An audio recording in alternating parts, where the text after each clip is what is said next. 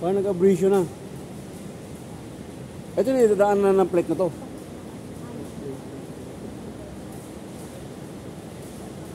Pre-coating na to.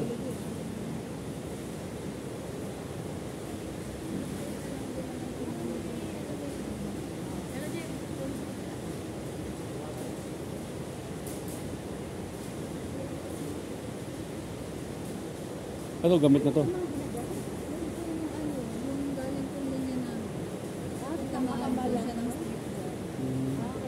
So yung edge siguro ng ano? Pinaka-plate. Ng plate o abrasion. May tamang pressure ba kayo ma'am doon sa ano na? Meron po. Pero minsan na-adjust po na matalim talaga. Ano talaga yung matalim talaga yung kanto ng ano? Yung po kadalasan yung Oo. naging O kaya pa? Regrind? mukhang malalim din. Yung malalim na eh. Mukhang malalim na to.